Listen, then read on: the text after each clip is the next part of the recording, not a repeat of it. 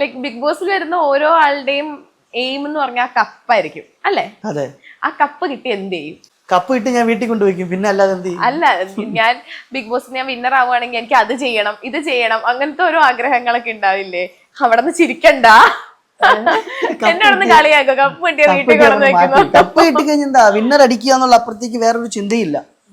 നമ്മളൊരു പരിപാടിക്ക് പോകുമ്പോൾ, നമ്മളൊരു സിനിമ ചെയ്യുമ്പോഴാണെങ്കിൽ നമ്മൾ എന്ത് തന്നെയാലും അതിന്റെ സക്സസ് ആണ് നമ്മൾ എല്ലാവരും ആഗ്രഹിക്കുന്നത്.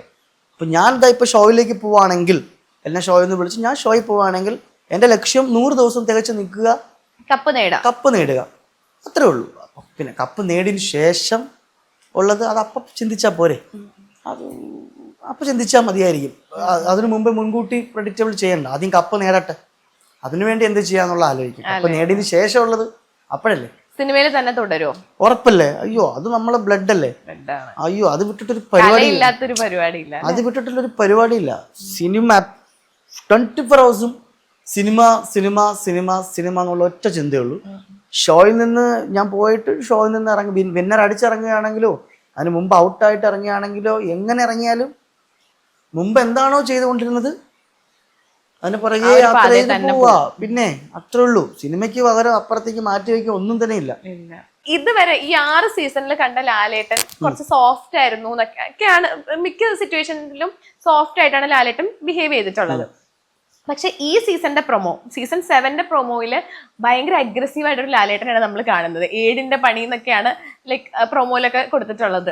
അപ്പം ഈ ഒരു സീസണിൽ ലാലേട്ടൻ കുറച്ച് അഗ്രസീവ് ആയിട്ട് പെരുമാറുമെന്ന് തോന്നുന്നുണ്ടോ? അങ്ങനെ ലാലേട്ടൻ എങ്ങനെയാണ് ഇതിനെ ബിഗ് ബോസ് സീസൺ 7 എങ്ങനെയാണ് ലാലേട്ടൻ ഹാൻഡിൽ ചെയ്യണമെന്ന് എനിക്കറിയില്ല.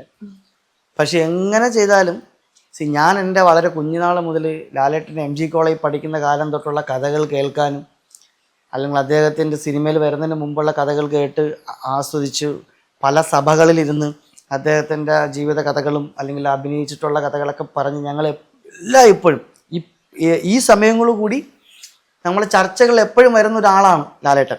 അറിയാമല്ലോ, ഇവിടെ ലാലേട്ടൻ ആ സിനിമയിൽ അങ്ങനെ ഇന്നലെ രാത്രി കൂടി ഞാനൊരു ലാൽ സാറിനെ കുറിച്ചൊരു സിനിമയുടെ സീനിനെ കുറിച്ച് സംസാരിച്ചുള്ളൂ. എല്ലാം ഇപ്പോഴും അങ്ങനെ ആയിരിക്കുമല്ലോ.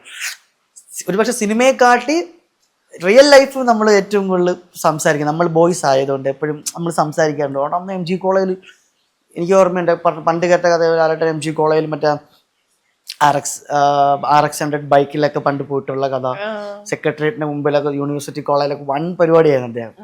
അപ്പം അങ്ങനെ ഒരു പണ്ട് മുതലേ ലാലേട്ടൻ ലാലേട്ടൻ ലാലേട്ടൻ ലാലേട്ടൻ ലാലേട്ടൻ ലാലേട്ടൻ എന്ന് പറഞ്ഞിട്ടുള്ള ഒരു വലിയൊരു ഫാൻ ബോയ് ആണ് ഞാൻ. അപ്പം ഇപ്പോഴും ഞാൻ അദ്ദേഹത്തിനെ ഏറ്റവും കൂടുതൽ ഇഷ്ടപ്പെടുന്ന ഒരാളാണ്.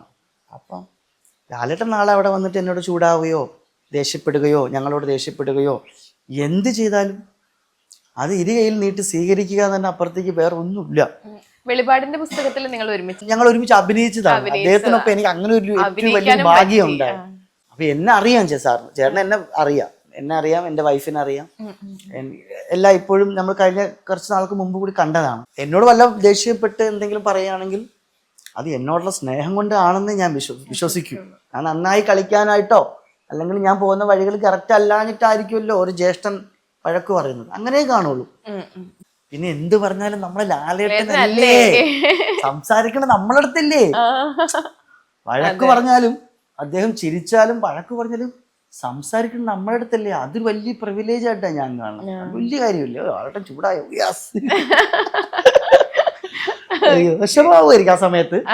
പക്ഷെ എന്നാലും അത് കുഴപ്പമില്ല. അതൊക്കെ മനസ്സിലൊന്നും വെക്കാത്തൊരു മനുഷ്യനാണല്ലോ. വളരെ ഓപ്പൺ ആയിട്ടുള്ളൊരു ആളല്ലേ. തിരുവനന്തപുരത്ത് അരുവിക്കര എന്ന് പറഞ്ഞൊരു സ്ഥലത്തുനിന്ന് സിനിമയിലേക്ക് എത്തുക എന്ന് പറഞ്ഞാൽ അത്രയും ഈസി ആയിട്ടൊരു കാര്യമായിട്ട് എനിക്ക് തോന്നുന്നില്ല. അതിൽ ഒരുപാട് പ്രതിസന്ധികൾ നേരിടേണ്ടി വന്നിട്ടുണ്ടാവും. ശരിക്കും പറഞ്ഞാൽ ചേട്ടൻ്റെ ലൈഫിൽ ഫേസ് ചെയ്തിട്ടുള്ള എന്തെങ്കിലും പ്രതിസന്ധികൾ ഉണ്ടെങ്കിൽ എന്തൊക്കെയായിരുന്നു ഞാൻ പറയുന്നേ? അയ്യോ ഈ പ്രതിസന്ധി ഒന്നുകൂടെ പറയാം. സോറി ചേട്ടാ. ഒരു സോറി ഒന്നും വേണ്ട.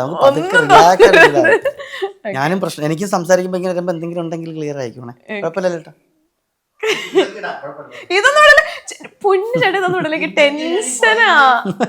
എന്താ ഞാനിപ്പോ എന്തൊക്കെയാണ് പുതിയ വിശേഷങ്ങൾ ചേട്ടന്റെ? ലാസ്റ്റ് തിയേറ്ററിൽ എത്തിയ സിനിമ ജങ്കാർ എന്നൊരു മലയാള സിനിമയാണ്. അടുത്ത തിയേറ്റർ റിലീസാകാൻ പോകുന്നത് അനന്തൻകാട്. അതിന്റെ ടീസർ ഇറങ്ങി.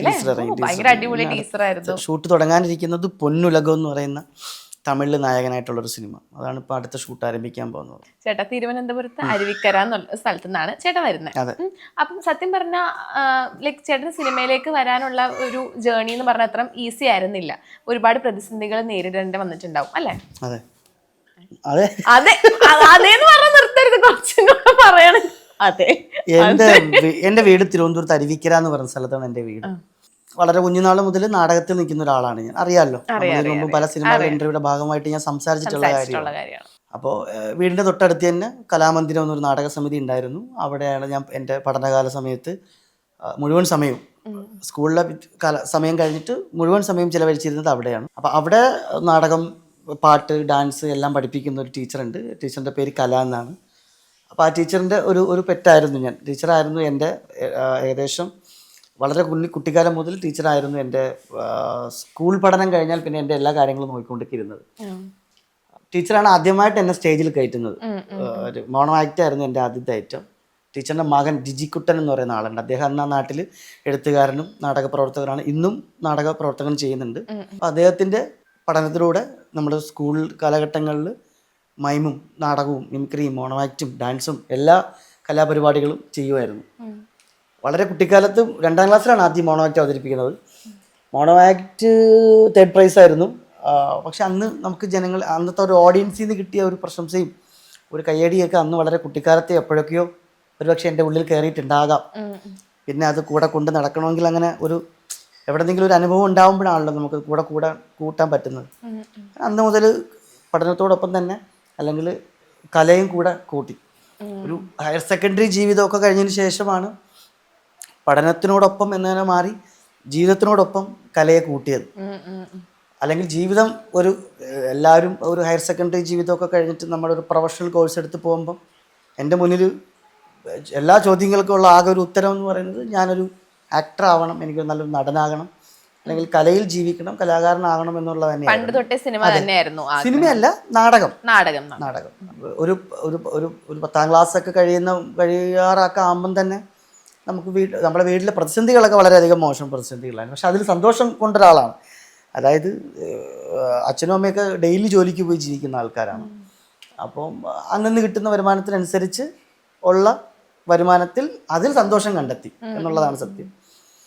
കൊച്ചിലെ തന്നെ കലാകാരനായതുകൊണ്ട് തന്നെ നാട്ടിലും അല്ലെങ്കിൽ വീട്ടുകാരുടെ ഇടയിലും അധ്യാപകരുടെ ഇടയിലൊക്കെ നമുക്ക് അത്യാവശ്യം ഒരു മര്യാദയും ഒരു സ്നേഹവും ഒക്കെ ഒരു സ്പെഷ്യൽ പരിഗണന ഉണ്ടായിരുന്നു. പഠിക്കാൻ വളരെയധികം ഭയങ്കര ഒരു ടാലൻറ്റഡ് അല്ലെങ്കിലും ഈ കലാപരമായ കാര്യങ്ങളിൽ മുന്നിൽ നിൽക്കുന്നത് കൊണ്ട് ഈ പറഞ്ഞ കഷ്ടിച്ച് എങ്ങനെയെങ്കിലൊക്കെ എല്ലാ വിഷയങ്ങളൊക്കെ ജയിച്ചു പോകും. പിന്നെ എല്ലാ വർഷവും സ്കൂൾ കലോത്സവങ്ങൾ മാത്രം, സ്കൂൾ പഠനകാലത്ത് കലോത്സവങ്ങൾ മാത്രമാണ് എല്ലായ്പ്പോഴും ഓർമ്മയിലുള്ളത്.